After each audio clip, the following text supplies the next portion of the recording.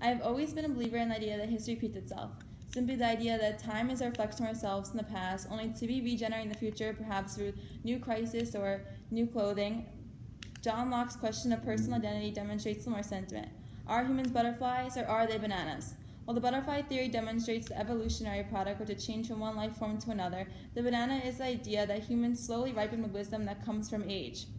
Locke argued in favor of the banana, and while it could be that we're a combination of both, he also believed that human identity was as materialistic as changing your clothes. People never change.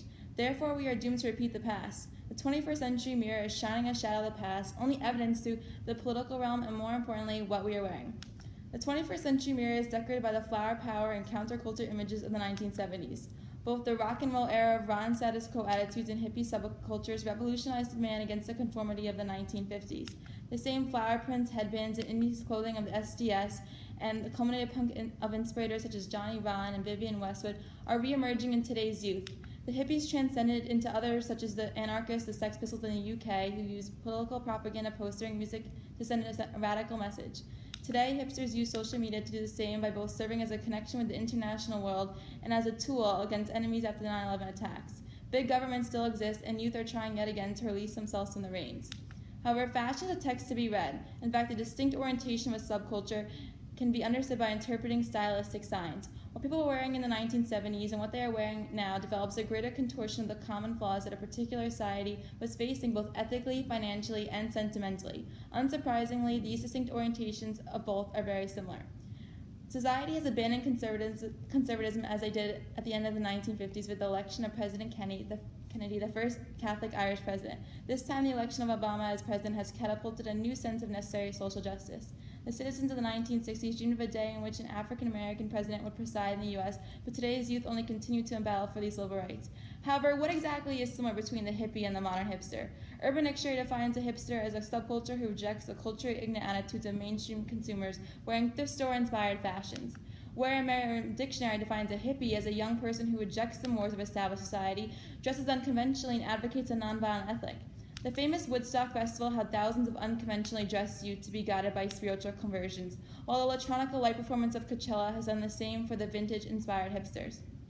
While by definition they are similar, common trends of fringe, flowers, chokers, and military jackets market both for their radical ideas.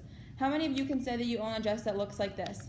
These dresses can be found at Forever 21 for only $12. Not only their price tags, but their usage of flower embroidered prints resonates with the hippie influence. When modern hipsters pair this dress with an oversized sweater and a headband print, they have suddenly transitioned into a new, purposeful outcast.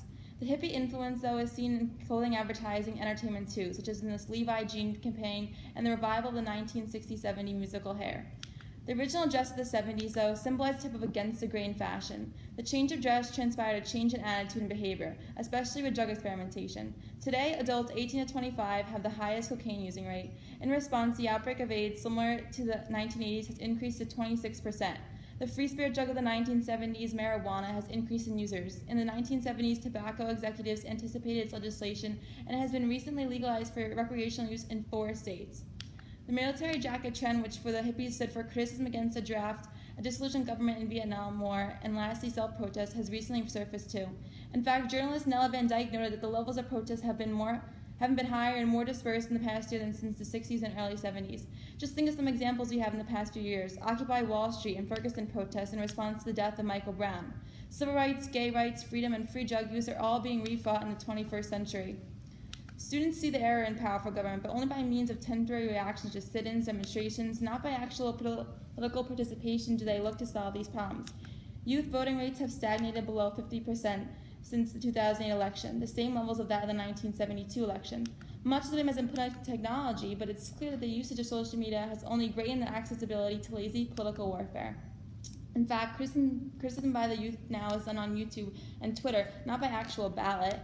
And Flower Power mantra, which once stood for freedom and peace, is being reverberated now in freedom fights that began originally in the 1970s, particularly the Stonewall Inn protest in 1969, which was the original catalyst for the gay rights, is being regenerated today with gay prides, marches, gay cities, and legislation. Most notably is the United States versus Windsor case, where the United States government offered full recognition to gay married couples.